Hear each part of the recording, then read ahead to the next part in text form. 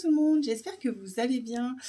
Voilà, je vous fais une petite vidéo aujourd'hui pour parler un petit peu de pourquoi le Canada et le permis qu'on a choisi. Alors pourquoi le Canada? On a réfléchi pendant pas mal de temps où s'expatrier parce que c'est quelque chose qu'on avait envie de faire depuis pas mal de temps. Puis un soir, je me suis mis à regarder quelques vidéos sur l'expatriation en famille, des choses comme ça, et puis je suis tombée sur un compte qui m'a beaucoup plu. Donc j'ai passé vraiment la moitié de la nuit à regarder toutes leurs images, voir un petit peu leur parcours, pour apprendre un petit peu mieux à connaître ce pays, et c'était au Canada. Et c'est là que je me suis dit, c'est absolument là qu'il faut qu'on aille, parce que avec les enfants, ce sera déjà beaucoup plus simple, étant donné que dans la majorité des endroits, on parle français, surtout à Montréal et Québec. Les beautés des paysages, c'est juste époustouflant, et c'est une aventure qu'on a vraiment envie de vivre à fond dans la découverte. Le côté un petit peu américain aussi nous plaisait beaucoup, les Noëls sous la neige, toutes ces petites choses un peu magiques. Ensuite, on a commencé à regarder pas mal les permis, comment rentrer, parce qu'il y a quand même pas mal de possibilités. Il y a des tonnes de permis différents, en fonction de notre âge, la composition de votre famille, tout ça. Et nous, on s'est dirigé sur le PVT. Alors, le PVT, c'est un permis vacances-travail. Pour le Canada, il est délivré sur 2 ans. Et c'est un système de tirage au sort, en fait. Vous allez sur canada.ca, je vous le mettrai juste là. Surtout, faites très attention de ne pas aller ailleurs, parce qu'il y a beaucoup de choses fausses, et c'est vraiment le site sécurisé. Vous êtes vraiment sur le gouvernement canadien. Donc tout simplement le PVT Canada, pour les Français, je parle pour les Français parce que pour les Belges c'est encore différent. Pour les Français c'est jusqu'à 35 ans, donc du coup c'est un tirage au sort, vous vous inscrivez dans le bassin de candidats, et il y a un quota de places bien évidemment tous les ans. Alors généralement c'est entre 7 et 9 000 places qui délivrent chaque année. Et donc du coup on s'est inscrit avec mon mari pour tenter le PVT. Donc du coup, vous vous inscrivez, il y a des petites choses à remplir, c'est assez simple et rapide. Faut savoir que les tirages au sort se font généralement le lundi soir. Là, c'est vrai que pendant bien 1 ou 2 ans, c'était le lundi soir. Et puis avec le décalage horaire, généralement les tirages au sort sont lancés entre 20 h, voire 23 minuit, heure française. Donc voilà, vous n'avez plus qu'après à attendre votre lundi soir avec impatience en se disant: est-ce que je vais recevoir un mail qui me dit que l'état de ma demande a changé? Donc voilà, on a fait ce système-là. Et il arrive au mois de mars, où Kevin, mon mari, est tiré au sort aux alentours de 22 h, 22 h 30. Il reçoit un mail sur sa boîte mail qui lui dit que l'état de sa demande a changé. Donc il a été vérifié sur canada.ca son profil, et c'était écrit nous sommes heureux de vous annoncer que vous avez été tiré au sort pour présenter une demande. Donc on était vraiment super contents. Et donc il a commencé à remplir, je crois que vous avez 10 jours pour accepter ou refuser la demande. À partir du moment où vous acceptez la demande, vous avez une vingtaine de jours, enfin je crois que maintenant les quotas se sont un petit peu rallongés, entre 20 et 30 jours pour tout remplir et payer. Donc voilà, faites très attention, il faut bien payer sur le site canada.ca, nulle part ailleurs. Je vous mettrai à peu près combien ça coûte. Je crois qu'il y a à peu près 80 $ de données biométriques et peut-être 300 $ de PVT. Je vous ferai un petit récap pour vous mettre exactement les montants si ça vous intéresse. Et après, suite à ça, il a attendu de recevoir donc sa lettre d'introduction pour effectuer les données biométriques. Donc les données biométriques, vous devez les faire dans un centre agréé pour le Canada, pour les visas Canada. Il y en a 2, il me semble. Il y a Paris et Lyon. Donc il s'est rendu à Lyon pour faire ses données biométriques. Vous avez juste à aller sur un site, pareil, je vous mettrai les liens aussi pour prendre un rendez-vous en ligne. C'est assez facile et assez rapide.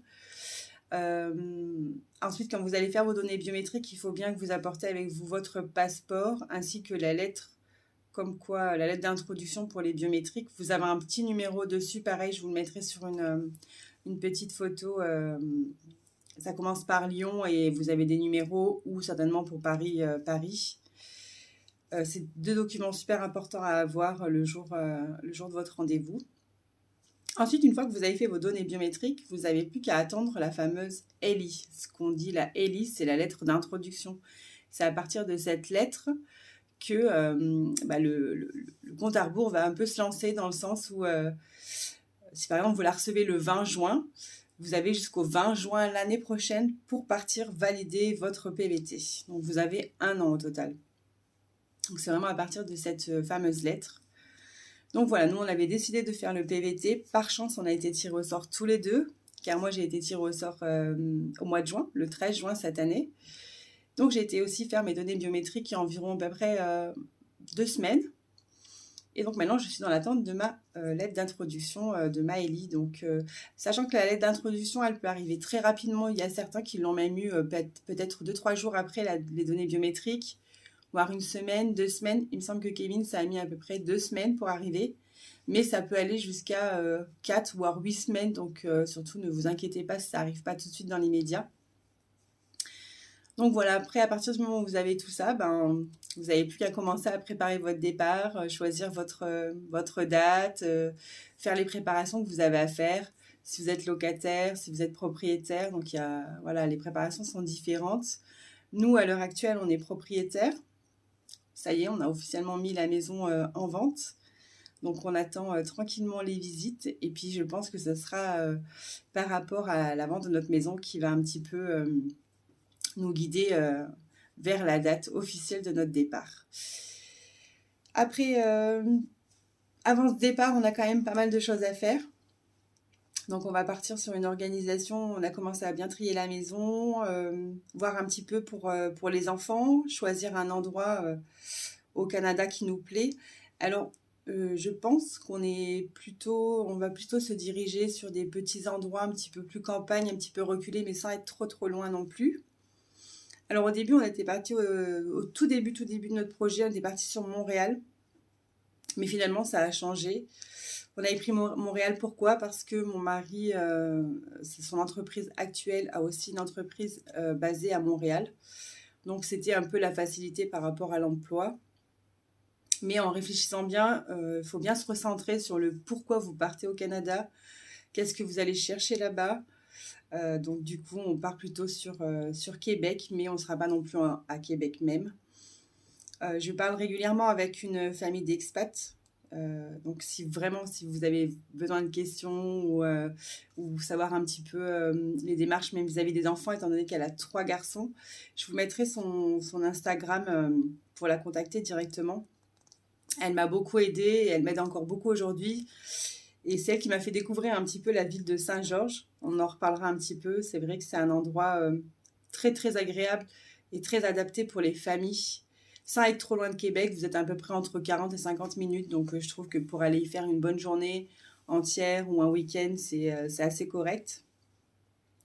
Donc, je pense qu'on va se diriger sur la ville de Saint-Georges. Je vous laisserai aller découvrir. Je vous mettrai quelques images, mais ça a l'air vraiment sympa.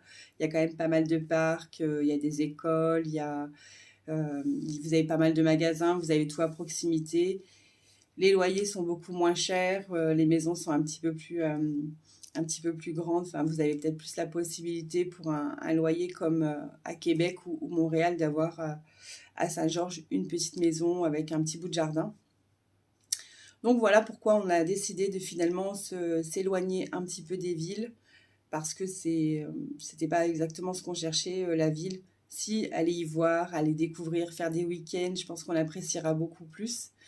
Mais bon, notre but premier, nous, c'était vraiment de vivre une aventure pleinement avec les enfants. Surtout, c'était important pour nous qu'ils soient là avec nous, qu'ils puissent découvrir un nouveau système scolaire, qu'ils découvrent des nouvelles cultures, des nouveaux paysages, des nouvelles activités, qu'on revive des Noëls magnifiques sous la neige. Alors ça, on a qu'une hâte, on attend ça avec impatience. Puis Halloween qui doit être juste formidable là-bas. On vous mettra un maximum d'images, on vous fera découvrir l'aventure avec nous plus juste et au plus proche, quoi. Donc, on a vraiment hâte. En tout cas, en ce qui concerne le PVT, je reviens sur le permis de travail. Ce qui est super important, je referai des vidéos là-dessus, mais ce qui est super important, c'est après se diriger sur une assurance privée. Avec le PVT, il est important d'avoir une assurance privée. Donc, vous avez Globe PVT, ACS. Je vous ferai un récap. On fera une vidéo là-dessus pour être un petit peu plus dans les détails. Et ce qui est surtout important quand vous êtes en PVT, c'est d'avoir une assurance qui couvre le rapatriement, parce qu'on ne sait jamais, on ne sait pas ce qui peut arriver, et c'est très cher. Depuis cette année, je crois, ou l'année dernière, vraiment, ça fait vraiment pas longtemps, les enfants d'expatriés avec un PVT, un permis un petit peu plus temporaire, ont le droit maintenant d'être rattachés à la RAMQ. Donc la RAMQ, c'est un peu l'équivalent de la sécurité sociale en France. Et donc, on a la chance de pouvoir avoir les enfants couverts par la RAMQ. Alors, attention, il me semble bien qu'il faut déjà que ça fasse à peu près 6 mois que vous soyez sur le territoire canadien pour que les enfants puissent avoir la RAMQ. Je vais faire des petites recherches pour vous dire vraiment en détail et que ce soit exact. Mais il me semble que c'est à partir du moment où ça fait 6 mois que vous êtes sur le territoire canadien où les enfants peuvent avoir la RAMQ. Donc nous, ce qu'on envisage de faire, c'est de leur prendre aussi l'assurance Globe PVT, comme nous, pour une durée de 6 mois, voire 1 an pour être large. Et ensuite, faire les démarches sur place plus sereinement et aller au bon endroit pour trouver les bonnes choses et avoir les bons interlocuteurs en face pour pas faire de bêtises. Donc voilà, donc on a fait un petit tour un petit peu par rapport au PVT. Si vous avez des questions, surtout n'hésitez pas. Je ne sais pas si les bassins sont fermés, réouverts. Alors souvent à la fin de la saison, ils rajoutent des petites places, un petit quota supplémentaire. C'est d'ailleurs comme ça que j'ai été tirée au sort. Ils avaient rajouté à peu près 1000 et quelques places. Et j'ai eu la chance de faire partie de ces 1000 et quelques places tirées au sort. À savoir que si vous êtes marié ou si vous pouvez prouver que vous êtes conjoint de fait, c'est-à-dire conjoint de fait pour vous, je crois que c'est juste avoir un bail d'1 an, prouver que vous avez vécu pendant 1 an avec la personne en étant tous les deux sur le bail. Vous n'avez pas besoin d'avoir 2 PVT. Avec un PVT, ça ouvre à l'autre personne un permis ouvert. À partir du moment où la personne qui a un PVT aura environ, je crois, 3 mois de fiche de paye, l'autre peut bénéficier d'un permis ouvert. Pour le permis ouvert, il vous suffira simplement d'aller faire, comme on dit, le tour du poteau à la frontière des États-Unis pour faire la demande de votre permis ouvert. Donc nous, on a trouvé que c'était un permis qui nous correspondait plutôt pas mal, qui était assez complet et qui nous donnait quand même pas mal d'avantages, dans le sens où on peut travailler, on peut aussi découvrir tout ce qu'on a envie de découvrir sur le territoire pendant 2 ans. Ça va peut-être nous permettre de voir ce qu'on aime, ce qu'on n'aime pas, où on veut aller, pouvoir s'installer tranquillement, parce que je pense qu'il faut bien à peu près 1 ou 2 ans même pour savoir si on se sent bien, si tout nous correspond bien. On le souhaite en tout cas, on fera tout pour. Ensuite, on va faire, je pense, une demande de résidence permanente. Donc après, on pourra parler un petit peu de la résidence permanente. C'est vrai que je discute un peu avec donc Jennifer. Je vous parle beaucoup de Jennifer, c'est parce que ça a été vraiment un gros coup de cœur pour moi sur Instagram. C'est une maman de 3 enfants qui est française, qui vit avec un Québécois. Et ils ont décidé ça fait à peu près 8 mois, 10 mois qu'ils sont venus vivre au Canada. Avant, ils vivaient tous les deux en France, même avec son mari. Donc, elle connaît quand même pas mal de choses. Elle est en direction de je crois qu'elle a sa résidence permanente d'ailleurs. Elle est ouverte, elle est juste, elle vous répond à toutes vos questions. Donc, n'hésitez pas à la contacter aussi si vous avez besoin d'informations. Je vous mettrai bien son compte Instagram. Donc voilà, on a vraiment hâte de les rencontrer en vrai. On parle un peu tous les jours, donc elle nous aide dans nos petites démarches de préparation. Elle me soutient beaucoup parce que je pense que dans ce genre de projet, d'aventure en famille, il est important d'être soutenu, compris. Alors c'est vrai que l'annonce à la famille est un peu plus compliquée. Moi, ma famille et moi, personnellement, ça s'est plutôt bien passé. Ils ont plutôt compris par rapport à ma personnalité, par rapport à notre famille, tout ça. La famille de mon mari, eux, sont un petit peu plus réticents. Après, ils ne sont pas fermés non plus au projet. Ils commencent à s'ouvrir petit à petit et à comprendre le but de notre aventure. Donc, l'essentiel, c'est que les personnes qui nous aiment nous soutiennent. C'est très important parce que c'est quand même une aventure qui se vit en famille. Et puis, si on peut le partager avec les membres de notre famille, c'est encore mieux. Donc voilà, on a fait un petit tour sur le PVT, sur le permis que nous, on avait choisi de faire. Après, il y a plusieurs possibilités. Vous avez le permis d'études, il y a plein d'autres choses qui sont disponibles. Vous avez juste à aller voir sur canada.ca ce qui vous correspond le mieux, quelles sont vos attentes.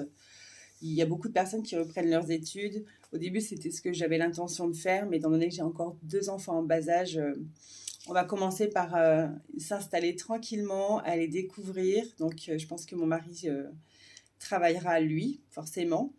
Il a envie de découvrir aussi peut-être d'autres métiers et se lancer dans d'autres aventures professionnelles. En tout cas, je lui souhaite. Et moi, je m'occuperai pleinement de mes petits loulous.